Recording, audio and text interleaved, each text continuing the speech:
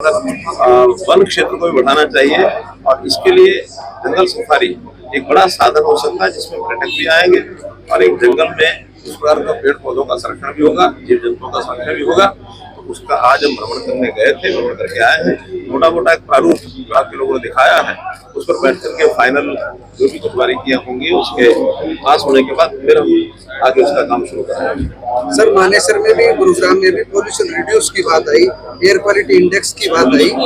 सबसे बड़ा तो महकमा भी आपके पास है, RRTS और मेट्रो की जो दोनों परियोजनाएं हैं, उसको लेकर के हम कब तक उम्मीद कर सकते हैं? हरियाणा कब तक उम्मीद कर सकते हैं? लगातार हर चीज पर काम चल रहा है क्योंकि बड़ी प्रोसेस लंबी होती है, उसकी फिजिबिलिटी देखनी पड़ती है, फिर लैंड की जरूरत होती है, लैंड एक्वायर करनी पड़ती है, बाद में फिर इसका केंद्रीय कैबिनेट से भी पास होना होता है। तो ऐसी प्रोसेस में 6-7 महीने लग जाते हैं, लेकिन काफी काम उसमें हो चुका है। अब अंत में कैबिनेट से जैसे ही क्लियर होकर आएगा इन दोनों प्रोजेक्ट पर काम शुरू होगा। जो गुरुग्राम की मेट्रो है उसका काम शुरू हो चुका है और उसको अब बहुत जल्दी तीव्र गति से आगे कैसे बढ़ाया जाए इसको विचार कर रहे हैं। लेकिन मेट्रो की आवश्यकता और भी ज्यादा हमको यहाँ रहेगी क्योंकि जिस प्रकार का डेवलपमेंट जैसे बिल्डर्स आ रहे हैं, जैसे लोगों का निवास और इंडस्ट्री जैसे बढ़ रही है, तो इस कंजेशन को दूर करने के लिए हमको RRTS भी शुरू करनी है, मेट्रो को भी शुरू करना पड़ेगा। जो बस सर्विस है उसको भी आगे बढ़ा रहे हैं गुरुग्राम के अंदर ताकि यहाँ के लोगों को सुविधा हो सके। राहुल गांधी ने एक बड़ा बयान दिया है सर, राहुल गांधी ने एक बड़ा बयान दिया। उन्होंने कहा है कि 2024 के लोकसभा चुनाव में धांधली हुई है, हमारे पास सबूत भी है और जब समय आएगा हम साबित करेंगे। इस काम की देखरेख के लिए चुनाव आयोग है, उनको आपको पब्लिक में भी जाने की जरूरत नहीं है। चुप करके जल्दी से चुनाव आयोग में जाएं, सारे प्रमाण भी दें। ये निर्णय उनको करना है, ऑटोनोमस बॉडी है, एक संवैधानिक बॉडी है। इसके लिए केवल एक अफवाह फैलाने का उनका जो अभ्यास है वो पारंगत है। उसका चुनाव आयोग हमारी सुनता ही नहीं। वो आखिर जब वो देंगे लिख करके, अपने वकीलों के माध्यम से जाएंगे, लिख के देंगे, अपने आप सुनेंगे। ऐसा जाते थोड़ी सुन लेंगे, उसकी प्रक्रिया है। उस प्रक्रिया के माध्यम से उनको जाकर के बात करनी होती है और लोगों को कहना बताना होता है। लेकिन ये 2024 क्या, उससे पहले भी ऐसे ही बोलते थे, 19 में भी ऐसे ही बोलते थे, 29 में भी बोलेंगे। अभी 24 नहीं, 29 में भी ऐसे ही बोलेंगे।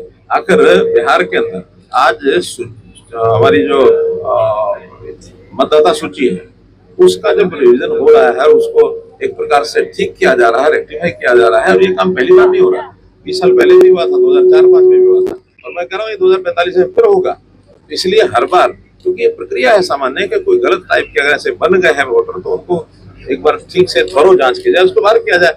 गलत वोटर को बाहर करने में इनको आपत्ति क्यों हो रही है? इसलिए हो रही है कि उन गलत वोटर्स का ये आधार मान करके अपनी खिचड़ी पकाते थे। अब जो गलत वोटर हैं, इलीगल वोटर्स हैं, वो खिचड़ी इनकी पकेगी नहीं। इस प्रकार से इन कामों का विरोध करना का स्वभाव है, लगातार करेंगे, आगे भी करेंगे। सर, गुरुग्राम में डिज्नीलैंड के बावजूद भी जल भराव लगातार गुरुग्राम में होता है। सर, क्या मानते हैं किसकी गलती है? सर, गुरुग्राम में डिज्नीलैंड और फिल्म सिटी बनाने पर विचार किया जा रहा है, कितना सिरे चढ़ा ये प्लान? देखिए, अभी उसकी अनाउंसमेंट हुई है, उसके लिए जमीन मार्क कर दी गई है, तो उसका जो प्रोसेस होता है उसमें कुछ समय लगेगा। लेकिन वो सारा जब एक अनाउंसमेंट हुई है, मुख्यमंत्री भी अनाउंसमेंट कर दी है, हमने भी समर्थन कर दिया है, केंद्र सरकार की ओर से भी जो सहयोग दिएगा वो हम देंगे। तो इसलिए कुल मिलाकर इस काम को आगे बढ़ाने के लिए सब ताकतें काम करें, जल्दी से चढ़ेगा। आपने कहा जल भराव, देखिए जल भराव की जहाँ तक बात है, ये गुरुग्राम में लगातार पिछले 1992 से तो मैं देख रहा हूँ, यानी आज कितने 33 साल हो गए। इन 33 सालों में गुरुग्राम की जो स्थिति थी वो आपको भी पता, हमको भी पता है। बिना किसी योजना के गुरुग्राम को आगे लगातार बढ़ाया जाता चला गया और गुरुग्राम की स्थिति, पानी का एक विषय है, ट्रैफिक जाम का दूसरा विषय है। आज से 10-12 साल पहले ये चाहे इफ्को चौक हो, चाहे सिग्नेचर टावर हो, राजीव चौक हो, हिरांडा चौक, हीरो होंडा चौक हो, यहाँ कितना ट्रैफिक जाम होता था। 2-2 घंटे निकल नहीं पाते थे। मेरे भूपेंद्र जी उस समय यहाँ वकील होते थे, वकालत करते थे, तो वकालत करते हुए गुड़गांव कोर्ट में जब जाते थे तो इन्हीं को घंटा 2 घंटे वहाँ यानी रुके रहना पड़ता था। आज हम वहां से जब निकले तो कोई ट्रैफिक जाम होता नहीं। अब जो कि अंडरपास जितने बने हैं, स्वाभाविक है जमीन के जो आम लेवल से नीचे बने हैं, तो यहाँ का जो सिस्टम यानी सीवरेज और ड्रेनेज सिस्टम है वो इतना डाउन का नहीं था कि उसका पानी वो ग्रेविटी से जा सके। उस पानी को पावर आउट किया जाता है। पावर आउट करने के लिए जमीन जब वर्षा आती है, भारी वर्षा आती है, तो उसमें समय लगता है, उसमें घंटा लगे, 1.5 लगे, 2 लगे। और ये गुरुग्राम के लोगों को पता भी है।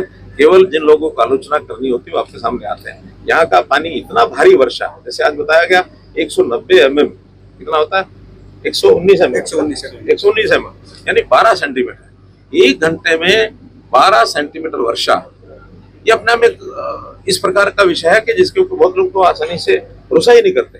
12 mm कितना होता है? 1 फुट 12 cm, 12 cm यानी 1 फुट। 1 फुट पानी 1 घंटे के अंदर आएगा और सब तरफ से इकट्ठा होके आएगा, लो लाइंग एरिया उसमें रहेगा, जाएगा तो उसको जल्दी निकालना ये एडमिनिस्ट्रेशन का काम है। और मुझे लगता है 1-1.5 घंटे से ज्यादा पानी रुकता नहीं। सर, दिल्ली चांदनी चौक की तर्ज पर गुरुग्राम को पार्किंग की समस्या को लेकर के, ट्रैफिक जाम को खत्म करने को लेकर के लगातार प्रयास किए जा रहे हैं। ऐसे में पार्किंग बन गई है, उसको कब तक उसका जो है उद्घाटन किया जाएगा ताकि लोगों को, और ये विषय डिपार्टमेंट का विषय है, वो कब उद्घाटन करेंगे इसका मैं सर, लोकसभा और राज्यसभा चल रही है, जाम लेकिन हंगामेदार होती है, कार्रवाई भी बाधित हो जाती है कई बार। कितना नुकसान देशवासियों को होता है, क्योंकि लाखों रुपए खर्च होते हैं लोकसभा और राज्यसभा के आपने लिए। ठीक कहा, लोकसभा और राज्यसभा ये विपक्ष और पक्ष को बैठ करके आपस में मिल करके जन समस्याओं को भी विचार करने का होता है। वो विचार नहीं करते हैं, शोरगुल करके कैसे बाधा डाली जाए, सेशन कैसे न लगे, ये उनका एक हेतु रहता है। और शायद उनको लगता होगा जनता पर बड़ा प्रभाव पड़ रहा है, जनता पर उनके बारे में उल्टा प्रचार हो रहा है, ये चलने नहीं देते, बाधा डालते हैं, तो अपना ही कोई नुकसान कर रहे हैं बिना विषय के। विषय कोई होता नहीं है, जब विषय नहीं होता है तो उनको एक ही लगता है कि बाधा डाल करके बाहर किया जाए ताकि लोग हमको जान जाए, हम बोले, शोर किया और हमारे कारण से बाधा हुई। समझदार आदमी, आम समाज इस बात को समझता है, अनपढ़ नहीं रहा समाज समझता है कि जितनी ज्यादा बाधा डालेंगे हमारे विषयों के ऊपर चर्चा नहीं होगी और जनता का उसमें नुकसान होगा। इसलिए अल्टीमेटली ये नुकसान इनको भी होगा, इसलिए इनको समझदारी से काम लेना चाहिए, ऐसा मेरा कहना है। Thank you.